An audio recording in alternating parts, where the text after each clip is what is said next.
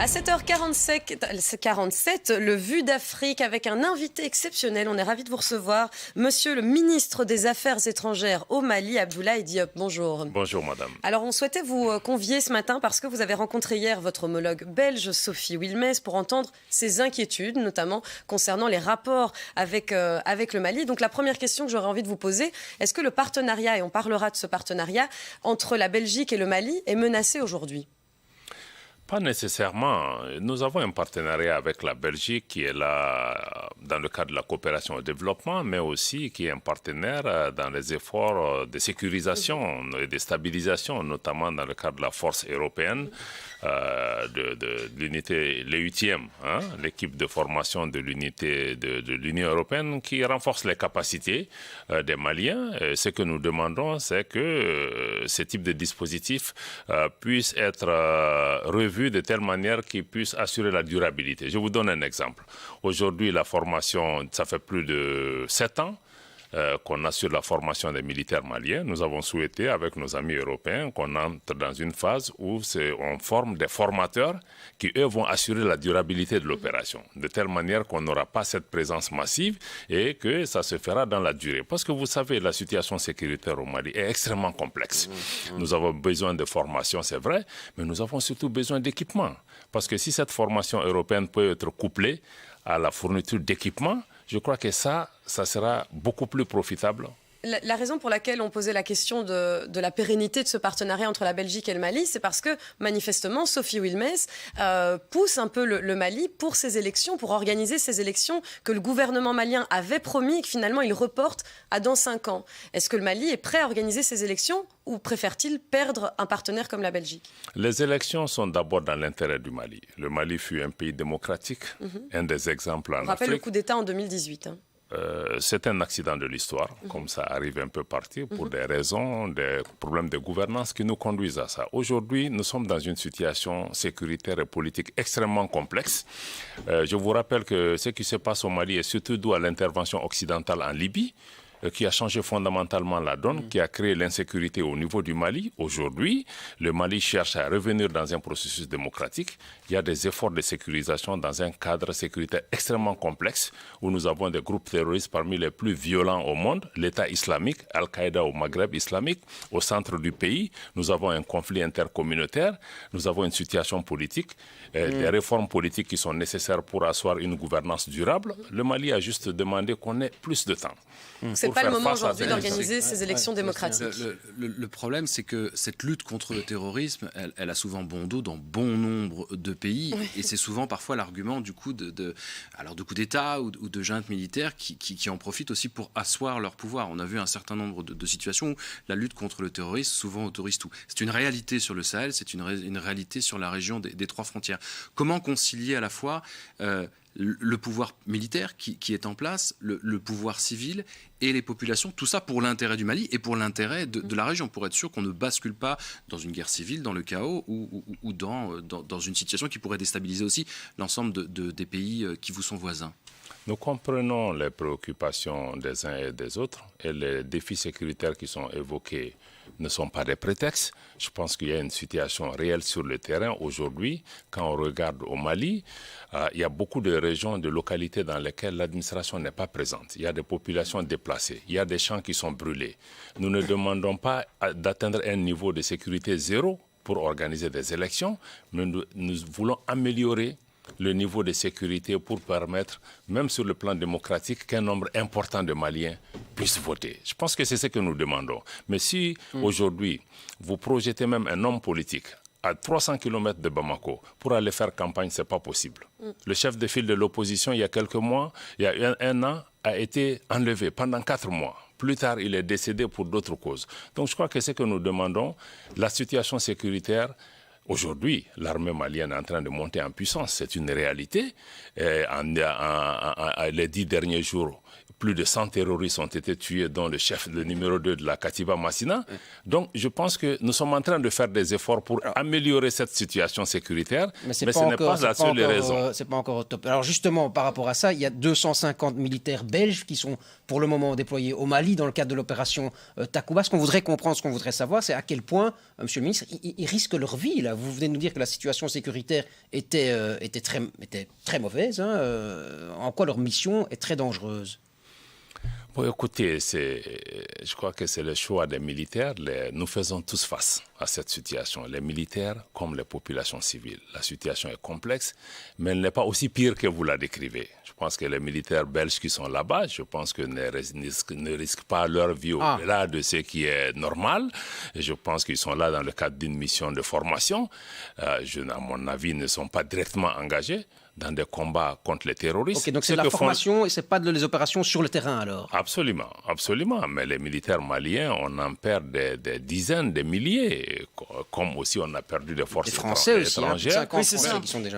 Nous apprécions ce sacrifice des Belges et des risques que nos partenaires prennent à nos côtés. Quand la France a envoyé effectivement des contingents, l'idée c'était de dire on lutte là-bas contre un terrorisme qui pourrait arriver chez nous. Cette formation, combien de temps il faudrait qu'elle dure pour que l'armée malienne soit tout à fait autonome et capable de lutter elle-même? De combien de temps il y aura besoin de cette tutelle européenne? Vous savez, justement, c'est la question que nous posons tous aujourd'hui. Et j'ai commencé mon débat par rapport à ça. Je dis que nous sommes en train de former, mais dans le cadre d'une formation qui, aujourd'hui, pour être adaptée, doit être complet. Ça doit être intégré. Former les gens, équiper-les pour qu'ils soient immédiatement projetés. Mais aujourd'hui, après, dans le cadre de ces formations, l'armée malienne utilise ses propres munitions. Or, si l'Europe venait avec un paquet, on forme, les gens sont équipés, ils ont des armes, ils ont tout ce qu'il faut. Demain, ils sont projetés sur le terrain. Je crois que c'est ce type de formation qui permet que, très rapidement, on se passe de cette formation. Ce n'est pas dans notre intérêt d'avoir une formation qui ne termine pas, ou des gens formés qui ne sont pas opérationnels. Juste une dernière question sur la Belgique, parce qu'après on aimerait évoquer aussi votre rapport avec la CEDEAO, la communauté économique des États d'Afrique de l'Ouest. La Belgique, c'est un partenaire important, parce qu'on parle toujours de la France quand on évoque le Mali. Vous évoquiez, Martin, 250 militaires. On peut se dire que ce n'est pas grand-chose. À l'échelle belge, c'est beaucoup quand même. Est-ce que c'est important, ce lien avec la Belgique?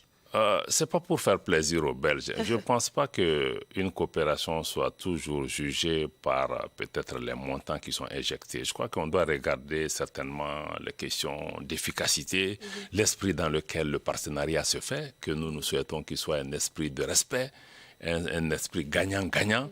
Pour moi, ce sont ces types de partenariats. C'est pas le nombre de trucs. Nous avons un dialogue très constructif. Donc hier, par exemple, la rencontre avec Sophie Wilmès s'est bien passée. On peut aborder plusieurs dossiers sans tabou. Absolument. On a eu un débat ouvert. Je ne peux pas dire qu'on était d'accord sur tout, mais je crois que l'esprit de dialogue de Mme Wilmès et de la Belgique est quelque chose que nous apprécions. C'est ce qui permet de surmonter les difficultés. Et l'avenir du Mali, c'est quoi alors? C'est toujours ce pays soutenu par les puissances européennes ou c'est un pays indépendant? Le meilleur scénario à venir? Le meilleur scénario, c'est un pays où les Maliens vivent dans la paix, vivent dans la démocratie, mais ont surtout des forces armées et de sécurité capables de se défendre eux-mêmes et de protéger l'intégrité territoriale du pays. C'est un pays aussi où nous arrivons à travailler avec nos voisins pour assurer la sécurité. Et aussi un système qui permet aux autres partenaires de venir avec des avantages comparatifs pour nous aider. Mais dans ce dont nous avons besoin aujourd'hui, je ne pense pas que nous manquons d'hommes pour nous battre. Le Mali, ça fait 1 241 000 km². Ça fait 5 fois la France. On a besoin de vecteurs aériens, par exemple. Le nord du pays, des villes comme Tombouctou, qui étaient des fleurons il y a quelques années, il en reste quoi aujourd'hui concrètement? Parce qu'on a très peu de contacts, de vues là-dessus. Oui, bon, les déplacements sont limités dans beaucoup de ces localités. Et dans beaucoup de zones, il y a des attaques terroristes. Les gens n'arrivent pas à vaquer normalement à leur occupation. Les activités agricoles sont souvent empiétées. Dans certaines localités aussi, les représentants de l'administration sont dans les chefs-lieux, mais ne sont pas sur l'ensemble du territoire. Donc, mais malgré ça, il y a une résilience très forte des Maliens. Malgré cette insécurité, les gens se battent au quotidien. Les gens si on vous dit un peu la robustesse de l'économie malienne, malgré cette crise, dans la région, l'économie malienne se porte relativement bien jusqu'aux dernières nouvelles. Mais c'est vrai que Tombouctou, ça fait rêver. On souhaite revenir à l'ancienne Tombouctou où les gens reviennent à la culture, à la tolérance aussi, parce que ça a été dans le passé un lieu de tolérance où les chrétiens et les autres confessions étaient reçus en bonne intelligence. Ils n'ont jamais été inquiétés. Et c'est ça notre vision du Mali, un pays laïque, avec 95% de musulmans, mais nous nous battrons pour les 5% de chrétiens qui vivent parmi nous pour qu'ils puissent pratiquer leur religion. Et à quand remonte précisément ce souvenir d'un beau Mali? Bon, écoutez, il y a peut-être une trentaine d'années, depuis, la situation a changé. Nous ne reconnaissons pas nous-mêmes notre pays.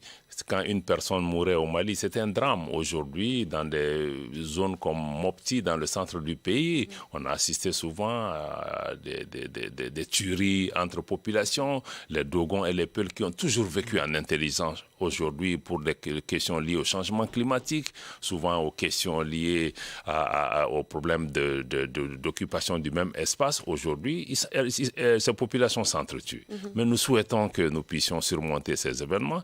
Je pense que ces choses se sont passées aussi dans d'autres pays, ils ont surmonté. Moi, je suis confiant au génie du peuple malien pour revenir à nos valeurs fondamentales. Parce que aussi, il faut rappeler, ce qui se passe chez nous aussi a été souvent importé. Je vous le rappelle encore. Et la crise en Libye notamment a injecté des terroristes sur notre territoire et les populations sont en train d'être instrumentalisées. Il y a d'autres ingérences aussi dedans.